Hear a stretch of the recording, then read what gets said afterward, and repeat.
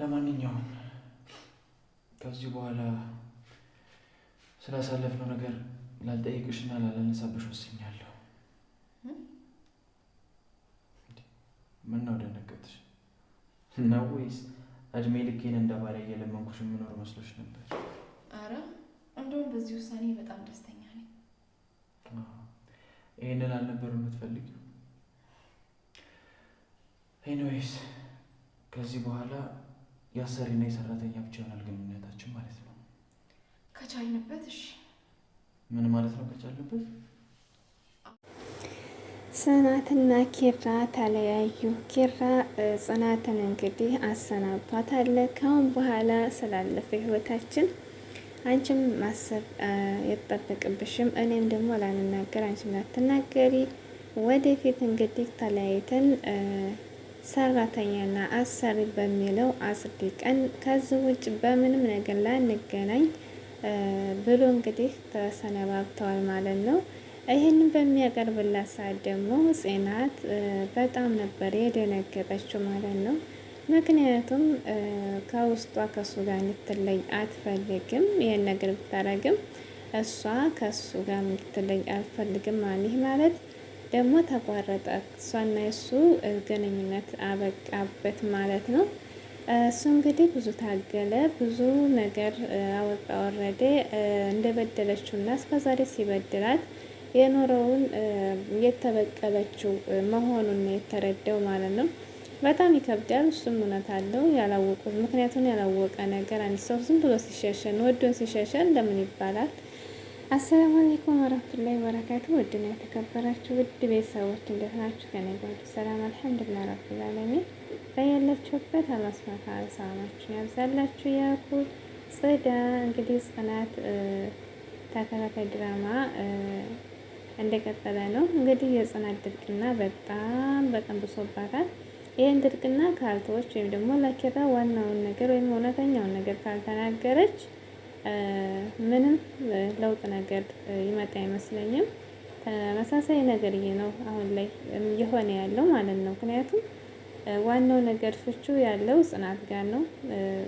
ታምሩ በስተቀር ደግሞ ጓደኞቿ ሌሎቹ ያው ናሆም ማያውቅም። ናሆም ቢያውቅ ነበር ሁሉ ነገር የሚያመቻቸው። እነሱ ደግሞ ቃል አስገብታቸዋል። ሰላም ታውቃለች፣ ግን ሰላም የምታውቅም ምርጫቸውን ነግረዋታል እንደማይሆን። ይሄ ነገር የተሳሳተ መንገድ ነው። የራስሽን ደስታ ቀምተሽ ለሌላ ሰው መሰጪው እንዴት ነው? በኋላ ትጎጃለሽ። ይሄን ነገር ቀይሽ፣ አሁንም ጊዜው ገና ነው እያሉ ምሩና ሰላም ነግረዋታል። ነገር ግን እሷ ደግሞ ልትቀይስ አልቻለችም፣ አስተሳሰቧ ማለት ነው። እንግዲህ ጽናት ድርቅናዋን ካልተወች ወይም ደግሞ ካልነገረችው እሷና እሱ በቀል እየተበቃቀሉ ነው የሚመስለው። እሱ እንግዲህ የተረዳው እስከዛሬ በበደላን ነገር በቀል እየተበቀለችው ነው የመሰለው ማለት ነው። አንድ ሰው እንግዲህ ወዶ ፈቅዶ እንደገና ደግሞ ሲጣላን ከባድ ነው። ደግሞ እንደዚህ የተበዳደለ ሰው በደል የተበደለ ሰው በኋላ ሲርቅ እንደገና አውቆ ዝም ብሎ ሲርቅ ያን በደሉ ሊመልስ ወይም ደግሞ ሊበቀል ይመስላል። ምሩ እንግዲህ ምሩና ሰላም ደግሞ ከዚህ ቤት ውጪ፣ በፊት ምሩና ሰላም ይሄ ነገር አይሆንም፣ በኋላ አንቺ ትጎጃለሽ እያሏን ነበር። ኪራን አሳልፈሽ አትስጪ፣ ከራሱ ደስታ የሰው አያስጨንቅሽ እያሏት ነበር። ግን አደርገዋለሁ ብላ እንግዲህ የኪራን አባት ትዕዛዝ አከብራለሁ ብላ ተንስታለኝ ማለት ነው። ከዚያም የተነሳ እንግዲህ ባለፈው ሲሳክር ያው በሷ ብስጭት አልፈልግህም ወይም አልወድህም ስላለችው ታጥፎ ነበር። እንግዲህ ማታ ሲያመሽ ጠብቃ እንደ ማንኛውም ጊዜ ልታስገባው ስትል እሷን ወደ ውጭ አድርጎ እሱ ገብቶ ተኝቶ እንግዲህ ያው ራሱ ስለሚያውቅ ጧት ላይ እንግዲህ ሰላም እሱ ድምፅ ሲያወጣበት ስመጣ ምን ሆነ ነው ስትለው ምንም አልሆንኩኝ ብሎ እንግዲህ ጽናትን ሊጠይቃት ተነሳ ማለት ነው። እሷ ደግሞ ማታ ስትጨቃጨቁ ነበር፣ እኔ እንጃ ወደ ውጭ ወጥታለች መሰል ስትለው እንግዲህ አስታውሶ ዘሎ ነው እሷን ፍለጋ የወጣው ማለት። እሷ ግን ውጭ ላይ ያስቀምጧት ነው ያደረው ማለት ነው፣ ዘግቶባት በር። በጣም ከባድ ነው። እና ምሩ ጋር መታ እንግዲህ ለምሩ ስንነግራት፣ ምሩ ደግሞ ለናሆሜ ስንነግረው፣ ናሆሜ በጣም ነው የጓደኛ ጥንቅ ጓደኛ ብሎ ለሱም የሚከላከለን ነገር የለም ማለት የሆነ ማድረግ ያለበት ወይም ደግሞ መሆን ያለበት መነገር ያለበት ነው የሚነግረው ማለት ነው። እንግዲህ ናሆም ሄዱ በጣም ከኪራ ጋር እየተነጋገረ ነበር። ለምንድን እንደዚህ የምታረገው? አንተ የምታጠፋው ጥፋት የት ነው? መቼ ነው የሚታይክ? እያለ እየወቀሰው ነበር። እሱም ደግሞ የኔ በደል አይታይህም ወይ? ፍቅሬን ሰጥቻት ሁሉ ነገር እናስረክቢያት እሷ ግን ያደረገችው ሚዲያ ላይ ያጣለችው እያለ ኪራም እንግዲህ በጣም እየተበሳጨ ነበር። ሰላምና ምሩም እንግዲህ ተገናኝተው መፍጠር ሞክረዋል።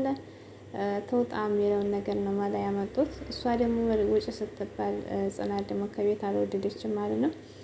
እንግዲህ ኪራ አባቷን ስታናገር ስልክ እሱም ቤተሰቦቿን አባቷን ሳናገረ በኋላ እንነጋገር ካሁን በኋላ የባለፈው ህይወታችን ላናነሳብሽ ላታነሺ ምንም ነገር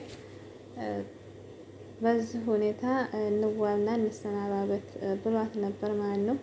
ከዚያ በኋላ እንግዲህ ሰላም መፍጠር ነው ሲላት ሰላም መፍጠር ከሆነ እሺ ብላ ተቀብላ ተስማማች ማለት ነው። ነገር ግን እንደዛ ሲላት በጣም ደንግጣለች መካከል ላይ ምክንያቱም ያው እሷና እሱ ተለያዩ ማለት ወይም ደግሞ ያለፈ ህይወታቸውን ተናነሱ ከዚህ ሙድ ተወጡ።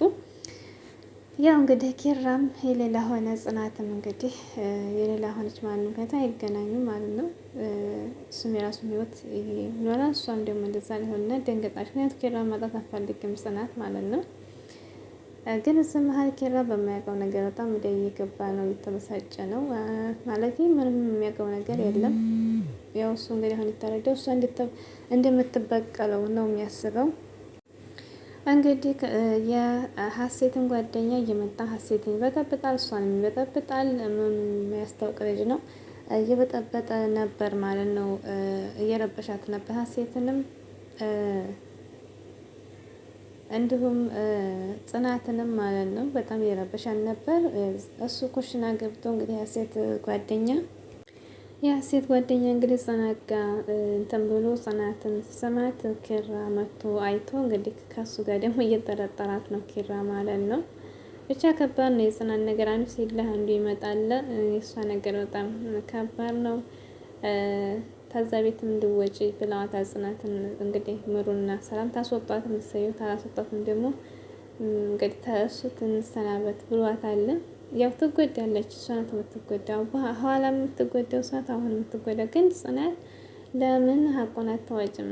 ሀቁን አውጥተሽ ተናግረሽ ያለውን መፍትሄ ፈልጋችሁ ይሻላል እንጂ በዛ ከተደረቀ ካለች እሱም ተስፋ ቆርጧል ማለት ነው። ምክንያቱም አንዳንድ ጊዜ ታጠገባችን ይሄ ሰው አይሄድም ወይም ደግሞ ይሄ ሰው አይከዳንም ልክ እንደኛው እንደራሳችን የምናያሰው እንደዛ እያየ ነው ሁለተኛ እንድናዝን ሲያደርገን በጣም ከባድ ነው። ኪራና ጽናት እንግዲህ ድርቅና በጣም እንትን ብሏል። እሱም ተስፋ እየቆረጠ ነው። በኋላ ግን ትጎዳለች ብዬ ነው እሷ የማስበው። እንግዲህ ቀጣይ እንጠብቃለን።